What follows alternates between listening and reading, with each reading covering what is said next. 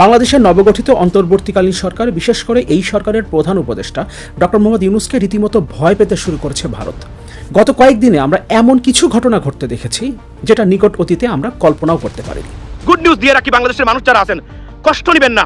যদি আমরা পানি যুদ্ধে জয়লাভ করতে পারি ভারতের সাথে, বাংলাদেশকে দমিয়ে রাখার ক্ষমতা বা ডিস্টার্ব করার ক্ষমতা পৃথিবীর কোনো দেশের নাই, কোনো শক্তির নাই, কিন্তু এরা ডিস্টার্ব আমাদেরকে করবেই। এদের কাছ থেকে মুক্ত হতে হবে, তার কোনো বিকল্প নেই। আমি একটা প্রস্তাব নিয়ে আসছি কিভাবে এখান থেকে মুক্ত হতে পারি। $5 বিলিয়ন আমি তুলে দিচ্ছি 24 আওয়ার্সের ভিতরে বাংলাদেশের জন্য। টাকার সমস্যা, বাঁধ নির্মাণের রাজনৈতিক ইচ্ছা থাকলে আমরা করতে পারতাম। আসুন আমি এখন বলি, বাংলাদেশকে যারা টিকিয়ে রেখেছে সেই প্রবাসীরা। বাঁধ খুলে 3 কারণে ফেসে যাচ্ছে ভারত, প্রমাণ রেখে গেল ভারতীয় মিডিয়া। এবার একটি আইক্কাওলা বাস দেওয়া হয়েছে সাকিব আল হাসানকে। সাকিব আল হাসানকে কিভাবে আইক্কাওলা বাস দেওয়া হলো সেটা জানার আগ্রহ নিশ্চয়ই আপনাদের লাগছে। আমি আইক্কাওলা বাস কিভাবে দিয়েছে, কি দিয়েছে তা একটু কালবেলা পত্রিকা থেকে পড়ে শোনাচ্ছি। শেখ হাসিনা সরকারের পতনের জন্য সাবেক প্রধানমন্ত্রীর বিশ্বস্ত 4 জন দায়ী। ভারতীয় সংবাদ মাধ্যম ইন্ডিয়ান এক্সপ্রেসকে এমনটাই জানিয়েছেন বেশ কয়েকজন আওয়ামী লীগ নেতারা। যুদ্ধ কি হবে আরেকবার? হবে যুদ্ধ? বলেন তো কিসের যুদ্ধ? এই স্বৈরাচারী ফ্যাসিবাদী হাসিনার আশ্রয়দাতা এবং ইচ্ছাকৃতভাবে পানি দিয়ে আমাদের ডুবিয়ে রাখা ইন্ডিয়ার বিরুদ্ধে। দর্শক, এবার ভারত বাংলাদেশকে দেখে ভয় পেতে শুরু করেছে। কেন এবং কিভাবে ভয় পেতে শুরু করেছে তা জানতে হলে অবশ্যই আজকের নিউজটি আপনাকে সম্পূর্ণ মনোযোগ সহকারে দেখতে হবে। এমনকি দর্শক, এর পরিপ্রেক্ষিতে আপনি হয়তো প্রশ্ন করতে পারেন, যদি তারা ভয় পেয়ে থাকে তাহলে বাংলাদেশের মানুষকে তারা ডুবিয়ে মারার চিন্তা কেন করলো? দর্শক, এখানেও আপনাদের জন্য রয়েছে একটি সুসংবাদ। কেননা ভারত যেই বাঁধ খুলে দেওয়ার মাধ্যমে বাংলাদেশকে ডুবিয়ে মারার প্ল্যান করেছে, সেই বাঁধের সামনে তৈরি হতে চলেছে আরও একটি বাঁধ। তো প্রিয় দর্শক, এই বিষয়টা ঠিক কিভাবে হতে পারে সেটার বিবরণী আপনারা একটু পরেই জানতে পারবেন। এমনকি দর্শক, এরই সাথে সাথে আপনারা জানতে চলেছেন ফেঁসে গিয়েছে সাকিব আল হাসান। তাকে কে এবং কিভাবে ফাঁসানো হলো আপনারা সেটিও একটু পরেই জানবেন। সবশেষে আপনারা জানতে চলেছেন ওয়ার্কার্স পার্টির চেয়ারম্যান মেনন গ্রেপ্তার। দর্শক, তাকে কোথায় এবং কিভাবে গ্রেপ্তার করা হয়েছে এবং তাকে ঠিক কতদিনের রিমান্ডে নেওয়া হতে পারে, দর্শক আপনারা সেটাও জানতে পারবেন। প্রিয় দর্শক, আমি আর বেশি কথা বাড়াবো না। এই ভিডিও শুরুতে আপনাদের আরও যে ভিডিওগুলোর অংশবিশেষ দেখিয়ে শুরু করেছিলাম, সেই ভিডিওগুলোর বিস্তারিত আলোচনা দেখাবো। তবে তার আগে বলি, যারা এখনও চ্যানেলটি সাবস্ক্রাইব করেননি সকলে চ্যানেলটি সাবস্ক্রাইব করে পাশে থাকা বেল আইকনটি বাজিয়ে দিবেন। আর যারা ইতিমধ্যেই সাবস্ক্রাইব করে রেখেছেন তাদের সকলকে অসংখ্য ধন্যবাদ। তো চলুন একটি লাইক দিয়ে আমরা ধারাবাহিকভাবে সবগুলো ভিডিওর বিস্তারিত আলোচনা দেখে আসি। গুড নিউজ দিয়ে রাখি বাংলাদেশের মানুষ যারা আছেন, কষ্ট নেবেন না। This is the beginning of the new day, ladies and gentleman. নতুন দিনের সূচনা মাত্র। বন্যা শেষ নয়, এই বন্যা থেকেই নতুন বাংলাদেশ, নতুন সিস্টেম আপনার চালু হবে বাংলাদেশে। আমি কনফার্ম করে আপনাদেরকে বলে দিতে পারি। সুতরাং যারা ক্ষতিগ্রস্ত হয়েছেন, আমরা যেভাবে পারি আমরা সাহায্য করে যাচ্ছি প্রবাস থেকে, এবং আমাদের আপনার ইউনাইটেড বাংলাদেশ আমরা দেখতে পাচ্ছি। যেভাবে আছেন তরুণ প্রজন্ম প্রবাসীদের মাধ্যমে যাচ্ছেন, সহযোগিতা করেছেন। কোন অবস্থাতেই ভারত পানি ছাড়তে পারে না এইভাবে 24, অন্তত পক্ষে 12 ঘন্টার নোটিশ যদি আমাদেরকে দিত, আমাদের বাংলাদেশের মানুষগুলাকে, গবাদি পশু সম্পদগুলাকে সরিয়ে নিয়ে দিতে পারতো। আমাদের আর্মি ইনঅ্যাক্টিভ ছিল, কিন্তু তারা সেটাও করে নাই, না করে ছেড়েছে এটা যুদ্ধ। এটাকে আমি পানি যুদ্ধ বলেছি, ওয়াটার যুদ্ধ যেটা ঘোষণা করেছে ভারত। মনে রাখবেন, বাংলাদেশের অস্তিত্ব, সমৃদ্ধি এবং যে আপনার অগ্রগতি সম্পূর্ণ নির্ভর করে আপনি ভারতকে কিভাবে মোকাবেলা করবেন আগামীতে। মনে রাখবেন, বাংলাদেশের জন্য, বাংলাদেশের অস্তিত্বের জন্য সবচেয়ে বড় ভয়ঙ্কর যে আপনার যে শক্তি আছে বা শত্রু আছে, তার নাম হচ্ছে ইন্ডিয়া। এদেরকে মোকাবেলা, আমি আবার বলছি, not Indian people, Indian policies over Bangladesh aggression. যতক্ষণ পর্যন্ত ইন্ডিয়াকে আমরা মোকাবেলা করতে না পারবো, বাংলাদেশ কোনোদিন শান্তিতে থাকতে পারবে না। গ্যারান্টি লিখে রাখেন আজকের এই দিনে। তাদের পলিসি হলো, বিডিআর লেফটেন্যান্ট কর্নেল বলছিলেন যে বাংলাদেশে destabilise Bangladesh and control Bangladesh and rule Bangladesh. This is their policy. এবং ডিভাইড এন্ড রুল, এটা তারা করেছে, রাজনীতিটাকে ধ্বংস করেছে। আওয়ামী লীগ বিএনপিকে ধ্বংসের মাধ্যমে, বিভাজন তৈরির মাধ্যমে তারা তাদের এই আপনার আগ্রাসন বা তাদের যে ইম্পেরিয়ালিস্ট অ্যাটিটিউড তারা প্রতিষ্ঠা করার চেষ্টা করেছে। বা থ্যাঙ্কস গড, আমাদের একটা নতুন প্রজন্ম, যে প্রজন্মটাকে ধ্বংস করার চেষ্টা করেছে দীপিমণির মতো কুলাঙ্গার এবং বিচকে দিয়ে, শিক্ষা ব্যবস্থাকে ধ্বংস করে দিয়ে। But she failed badly, now she is in prison. Ladies and gentleman, আমি বলেছিলাম যে আজকে এই বাঁধ নির্মাণ, আপনারা জানেন যে ভারতের বাঁধ নির্মাণই হলো বাংলাদেশের জন্য সবচেয়ে বড় হুমকি। এখন এটার থেকে মুক্তির উপায় কি? যদি আমরা পানি যুদ্ধে জয়লাভ করতে পারি ভারতের সাথে, বাংলাদেশকে দমিয়ে রাখার ক্ষমতা বা ডিস্টার্ব করার ক্ষমতা পৃথিবীর কোনো দেশের নাই, কোনো শক্তির নাই, কিন্তু এরা ডিস্টার্ব আমাদেরকে করবেই। এদের কাছ থেকে মুক্ত হতেই হবে, তার কোনো বিকল্প নেই। আমি একটা প্রস্তাব নিয়ে আসছি কিভাবে এখান থেকে মুক্ত হতে পারি। এই সরকার 16 বছর ধরে রাষ্ট্র ক্ষমতায় ছিল, বাংলাদেশের সাস্টেইনেবল ডেভেলপমেন্ট কোনোদিন একটা জায়গাতে হাত দেয় নাই। প্রত্যেকটা সাংবিধানিক প্রতিষ্ঠানকে ধ্বংস করেছে, করে আপনার লুটপাটের প্রজেক্টগুলো দিয়ে লুটপাট করার চেষ্টা করেছে, উন্নয়নের গণতন্ত্র দেখানোর চেষ্টা করেছে তারা। ভারত ফারাক্কাবাদ নির্মাণ করেছে। আপনারা জানেন যে এই ফারাক্কাবাদের উচ্চতা কত? ৭,৩৭০ ফিট সম্ভবত, রাইট?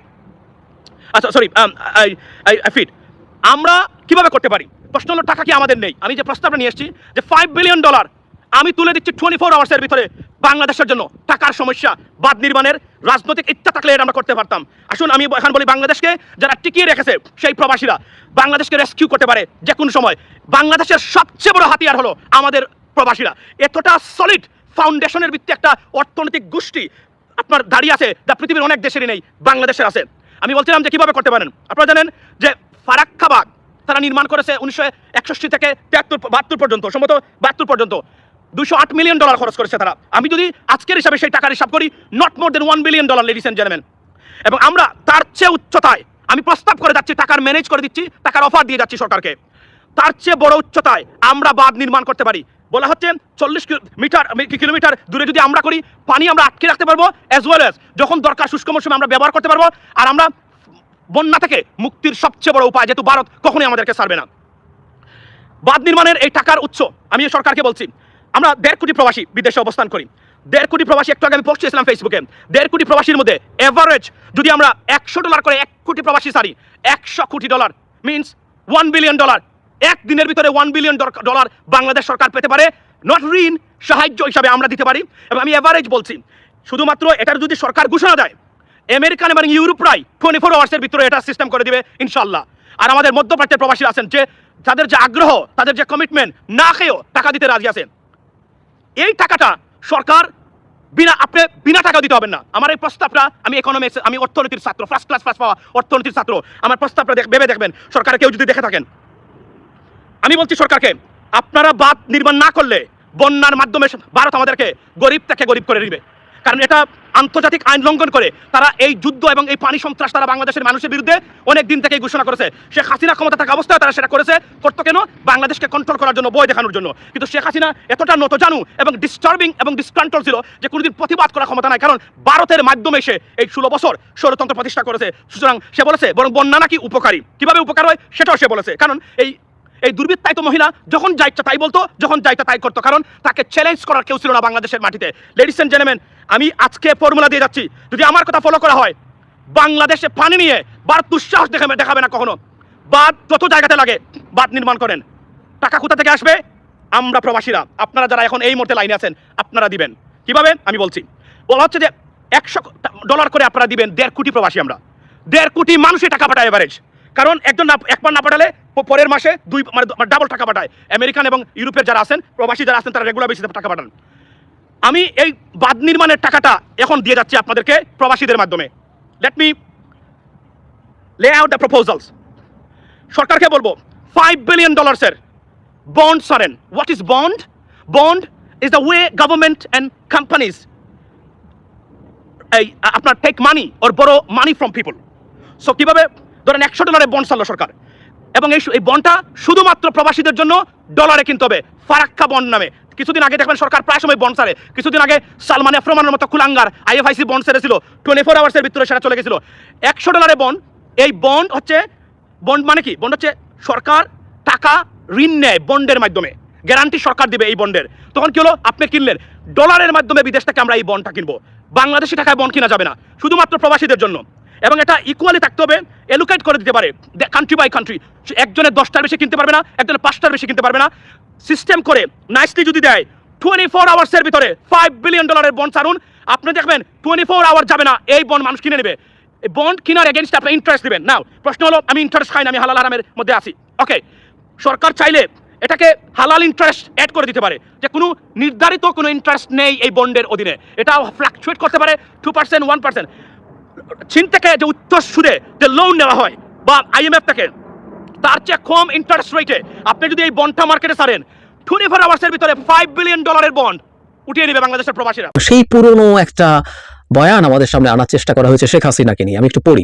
গ্যাং অফ 4 নামে একটা সাবহেডিং আছে, এখানে বলছে, আওয়ামী লীগ সরকারের পতনের জন্য আত্মগোপনে থাকা ওই নেতাদের একজন দলের অভ্যন্তরীণ একটি স্বার্থ গোষ্ঠীকে দায়ী করে বলেছেন তিনি শেখ হাসিনা আমাদের কথা শোনেননি। এই গোষ্ঠীকে গ্যাং অফ 4 বলে আখ্যায়িত করেন নেতাদের একজন। তিনি বলেন গোষ্ঠীটি শেখ হাসিনাকে বাস্তব অবস্থা বুঝতে দেয়নি।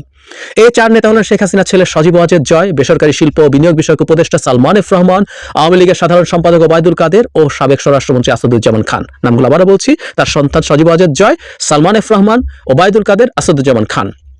আওয়ামী লীগের ওই নেতা বলেন 4 জনের এই দল তার পেছনে তার পতনে নেতৃত্ব দিয়েছে। ওই ব্যক্তিদের উপর তার ছিল অন্ধবিশ্বাস। তার যে সহজাত রাজনৈতিক প্রজ্ঞা ছিল তা তিনি তাদের কারণে হারিয়েছেন। এই প্রসঙ্গে আসবো, এটাই মূল আলোচনার বিষয়। আসলে এই 4 জনই শেখ হাসিনাকে ডুবিয়েছে কিনা, ডোবালে কিভাবে ডুবিয়েছে। এর মধ্যে আরেকটা সাবহেডিং আছে, বিএনপিকে নির্বাচনে না আনা বড় ভুল ছিল। মানে এখানে তারা দাবি করতে চাইছেন যে তারা এক ধরনের চ্যানেল ওপেন করতে চাইছেন লন্ডনে তারেক রহমানের সাথে, যাতে বিএনপিকে নির্বাচনে আনা যায়। তারা মনে করছেন বিএনপিকে আনা যেত এবং নির্বাচনের নৌকায় তুলে দিলে তাতেও নাকি তারা জিততেন। কিন্তু বিএনপি যদি নির্বাচনের নৌকায় উঠতো তাহলে তারা এই যে একটা সংক্ষুব্ধ অবস্থা ছিল সেটা থাকতো না। আমাদের নিশ্চয় মনে আছে বিএনপি যখন সিদ্ধান্ত নিচ্ছে নির্বাচনে যাবে না, এই সিদ্ধান্তটা আমরা ধারণা করতে পারি খুবই বোল্ডলি নিয়েছিলেন জনাব তারেক রহমান। অনেকে তার সমালোচনা করেছিলেন যে নির্বাচনে আসলে হয়তো জিততো না, খারাপ অবস্থা হতো, তখন আওয়ামী লীগকে ভোট রিগ করতে হতো, সারা পৃথিবীর সামনে এটা সেটা আসতো।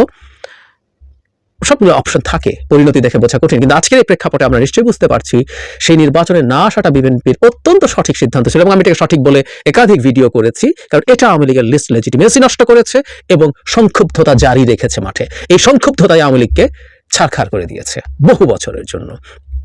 সুতরাং এটা খুব সঠিক সিদ্ধান্ত। কিন্তু আমি যে জায়গাটায় আসছি, গ্যাং অফ 4, 4 জন, আমি নামগুলো আবারও বলি, যারা সজীব ওয়াজেদ জয়, সালমান এফ রহমান, ওবায়দুল কাদের এবং আসাদুজ্জামান খান।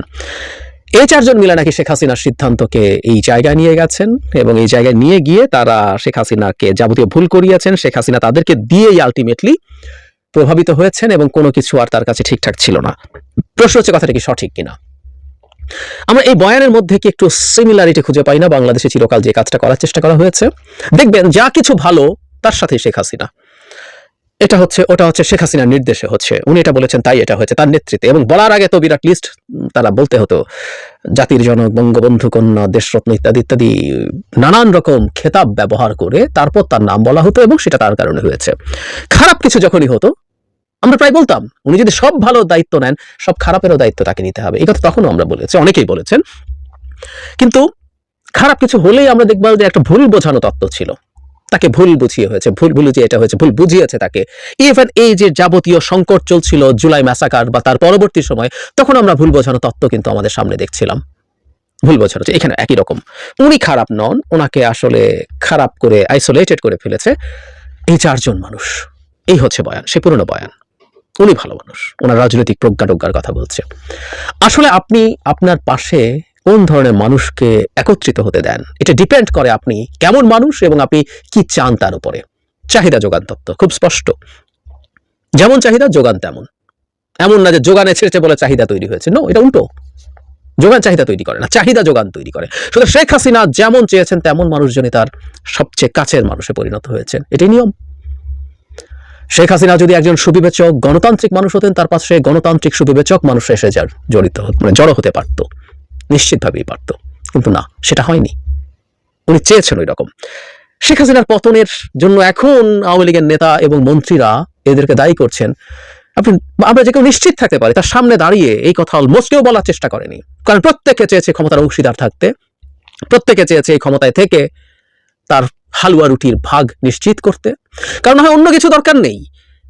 14 সালে যা হয়েছে, 18 সালে যা হয়েছে, ঘরে ঘরে ভোট ডাকাতি হয়েছে, প্রত্যেকটা এমপি ভোট ডাকাতি করে রাতের বেলা সিল মেরে হয়েছেন।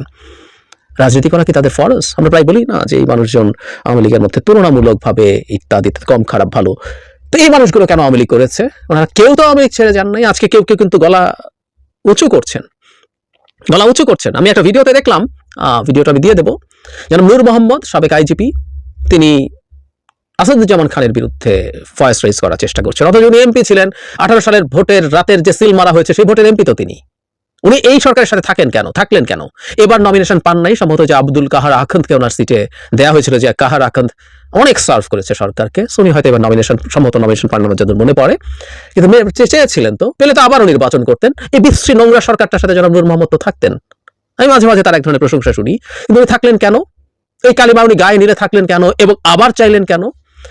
সুতরাং এরা প্রত্যেকে, কেউ কথা না বলে, কেউ মেনে নিয়ে এবং কেউ এটার অংশ হয়ে আদতে এই মাফিয়াদের সহযোগী হয়েছেন, কেউ অ্যাক্টিভলি, কেউ এটার পার্টিসিপেট করে পার্ট হয়েছেন। আজকে অনেকে এইভাবে কথা বলবে। যেসব লোকজন শেখ হাসিনা গ্যাং অফ 4 এর কথা বলছেন, তারাও আসলে এই যাবতীয় নোংরা বিভৎস যে ব্যবস্থাটা তৈরি হয়েছিল, এই দেশটাকে ধ্বংস করে দিয়ে শেখ হাসিনার ভাষায় ছিনিমিনি খেলে যা করা হয়েছে সেটা পার্ট তারা। এখন আজকে এটা বলছেন। বলছেন দায়ী কে? 4 জন না, দায়ী শেখ হাসিনা, ফুল স্টপ। এবার একটি আইক্কাউলা বাস দেওয়া হয়েছে সাকিব আল হাসানকে। সাকিব আল হাসানকে কিভাবে আইক্কাউলা বাস দেওয়া হলো সেটা জানার আগ্রহ নিশ্চয়ই আপনাদের লাগছে। আমি আইক্কাউলা বাস কিভাবে দিয়েছে, কি দিয়েছে তা একটু কালবেলা পত্রিকা থেকে পড়ে শোনাচ্ছি। আপনারা পত্রিকার পড়াটা শুনলেই বুঝে ফেলবেন বাসটা কি আর আইক্কাটা কি কারণে আমি লাগিয়েছি। গার্মেন্টস শ্রমিক রুবেলকে হত্যার নির্দেশদাতা হিসাবে সাবেক সংসদ সদস্য ও ক্রিকেটার সাকিব আল হাসানের বিরুদ্ধে ঢাকা মহানগর পুলিশ ডিএমবি আদাবর থানায় একটি হত্যা মামলা দায়ের করেছে। এরপরে কি আর আইক্কাউলা বাসের কথাটা বোঝা আপনাদের বাকি আছে? আইক্কাউলা বাস কেন বললাম শুরুতে? 6 মাসের এমপি হয়ে গলায় কি যে রশিটা এখন টাঙাবে সেই কারণে বললাম আইক্কাউলা বাস। 6 মাসে তুমি এমপি হতে গিয়েছো, অলরাউন্ডার ক্রিকেটার হয়ে স্বাদ মিটে নাই। অলরাউন্ডার ক্রিকেটার হওয়ার পরে এত অল্প বয়সে আবার এমপি হয়ে হাসিনার পা চাটতে হবে। এবার পা চাটো, এবার তোমার জিন্দেগি বরবাদ সাকিব আল হাসান। বৃহস্পতিবার 22 আগস্ট গার্মেন্টস কর্মী রুবেলের বাবা রফিকুল ইসলাম বাদী হয়ে মামলাটি দায়ের করেছেন। সাকিব আল হাসানে মামলার 28 নম্বর এজাহারের নামীয় আসামি করা হয়েছে। মামলায় 28 নম্বর আসামির ঠিকানা লেখা হয়েছে মোহাম্মদ সাকিব আল হাসান, সাবেক সংসদ সদস্য, পিতা মাসরুর রেজা শাহপাড়া, নতুন বাজার, ডাকঘর, মাগুরা। এই হলো সাকিব আল হাসান আসামির বাসার ঠিকানা। গার্মেন্টস কর্মী রুমেল হত্যার ঘটনায় মামলার বাকি আসামিরা হলেন সাবেক প্রধানমন্ত্রী শেখ হাসিনা ও আওয়ামী লীগের সাধারণ সম্পাদক ওবায়দুল কাদের সহ 156 জনের নাম উল্লেখ করা হয়েছে। এছাড়া অজ্ঞাতনামা আরো 500 জন আসামি আছেন। প্রিয় দর্শক, আমি কি কারণে বলতে চাইলাম, কি কারণে শুরুটাই করলাম রাগের মাথায় যে আইক্কাউলা বাস সাকিব আল হাসানকে দেওয়া হয়েছে। আপনারাই বিবেচনা করেন, সাকিব আল হাসান যদি অলরাউন্ডার একজন ক্রিকেটার হয়ে থাকেন, বিশ্বের সকল দেশের জাতি বর্ণ নির্বিশেষে কত ভাষার মানুষ, কত ধর্মের মানুষ, কত জাতের মানুষ তাকে চিনে, সেই সেলিব্রিটি এসে নৌকার মাঝি হওয়ার কোনো দরকার ছিল? মাশরাফি এখন ক্ষমা চা, মানুষ ক্ষমা করবে মাশরাফিকে? এখন অন্যায় তো যা হওয়ার হয়ে গেছে। 5 বছর 6 মাসের অন্যায়ের হিসাব মাশরাফি আর দিতে পারবে বাংলাদেশের মানুষের কাছে? এই মাশরাফি কোনো একদিন বাংলাদেশের প্রধানমন্ত্রী হতে পারতেন। এই সাকিব আল হাসান কোনো একদিন বাংলাদেশের প্রধানমন্ত্রী হতে পারতেন। ওদের কি দরকার ছিল আওয়ামী লীগের নৌকার মাঝিটা ধরা? মাঝি না ধরলে কি হতেন? অধিনায়ক হতে পারতেন না। মাঝি না হলে কি হতেন? ক্রিকেট খেলতে পারতেন না? ক্রিকেট তো খেলতে পারতেন। ক্রিকেট থেকে তো তাদেরকে বাদ দিতে পারতেন না আওয়ামী লীগ, কারণ দেশের সেরা খেলোয়াড় হিসাবে তারা ক্রিকেট খেলতেন। ক্রিকেটের সুবিধা যদি না পেতেন তাহলে আজকে কি হতেন? আজকে ক্রিকেট বোর্ডের কেউ পরিচালক হতেন, কেউ চেয়ারম্যান হতেন, কেউ বড় বড় খেলাধুলার দায়িত্বগুলা পালন করতেন তাদের সততা যদি থাকতো। কম বয়সে এই 2 জনের সততা এত সহজে, এত সস্তায় আওয়ামী লীগের কাছে বিক্রি করে দেওয়ার কারণে ওরা 2 জনের সারা জীবনের ক্যারিয়ার এই কম বয়সে ধ্বংস করে দিয়েছেন। আমাদের তরুণ সমাজ এখন 2 জনের ছবি পায়ের নিচে ফেলে জুতা দিয়া ডলা দেয়। এখন বাংলাদেশে এই 2 জন ঢুকতে পারবে? 2 জনই খুনের মামলার আসামি অলরেডি হয়ে গিয়েছেন। আমরা চাই না আমাদের খেলাধুলায় যারা জড়িত আছে, আন্তর্জাতিক মানে যারা খেলাধুলা করে, তারা যেন রাজনীতিতে খেলাধুলা থেকে বিদায়ের আগে কেউ অংশগ্রহণ না করেন। এটা থাকবে আজকের অনুষ্ঠানে। সাকিব আল হাসানের নামে মামলা, তাও হত্যা মামলা। ছোটখাটো কোনো মামলা হলে মাপ পাওয়ার সুযোগ ছিল, এই হত্যা মামলায় সাকিব আল হাসান সর্বশেষ নিউজে যা লেখা হচ্ছে যে সাকিব আল হাসান বর্তমানে পাকিস্তানে অবস্থান করছে, উনি পাকিস্তানে ক্রিকেট খেলছে, কিন্তু পাকিস্তানের ক্রিকেট খেলে কি উনি বাংলাদেশে আর আসতে পারবে? উল্লেখ, সাকিব আল হাসান দ্বাদশ জাতীয় সংসদে আওয়ামী লীগের নৌকার প্রতীক নিয়ে মাগুরা 1 আসনের সংসদ সদস্য নির্বাচিত হয়েছিলেন। বর্তমানে তিনি বাংলাদেশের জাতীয় দলের হয়ে 2 ম্যাচের টেস্ট সিরিজ খেলতে পাকিস্তানে রয়েছেন। আপনি সেখানেই থাকেন, পাকিস্তান থেকে আমেরিকা যাবেন, আমেরিকা থেকে আপনাকে ধরে নিয়ে আসবে বাংলাদেশের তত্ত্বাবধায়ক সরকার, এই যে অস্থায়ী সরকার, তারা আবার আমেরিকা থেকে আপনার নামে যদি ফাঁসির রায় হয়, আমেরিকা থেকে ধরে নিয়ে এসে ফাঁসিটা কার্যকরী করা হবে। সেই ব্যাপারে আপনি মাপ পাবেন না। প্রিয় দর্শক, আমি আশা করছি আপনারা সকলেই অত্যন্ত মনোযোগ সহকারে সবগুলো ভিডিও দেখেছেন। এমনকি দর্শক, যদি এই ভিডিওগুলো সম্পর্কে আপনাদের কোনো মতামত থেকে থাকে তাহলে তো অবশ্যই জানাবেন। নিউজটি শেষ করছি এখানেই, ফিরছি পরবর্তী নিউজে নতুন কোনো টপিকে। আল্লাহ হাফেজ।